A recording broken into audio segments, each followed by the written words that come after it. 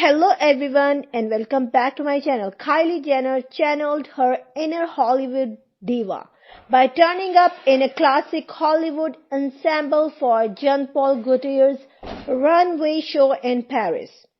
After making quite a show with her black velvet gown featuring a replica life-sized lion's head across her torso on Sunday, January 22, Kylie Jenner proceeded to casually make another fashion statement.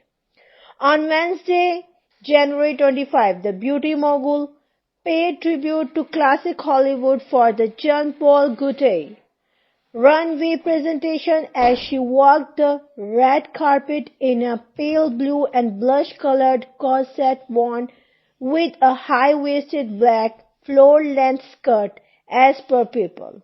The 25-year-old finished off her look with bronze skin and mocha lips. And with her hair slicked back, she waved to the side in vintage Hollywood fashion. Gaultier's Spring-Summer Haute Couture show, guest designed by Heather, was attended by Catherine, Timothy, Charlie, and Doja Cat. Thanks for listening and please don't forget to subscribe my channel.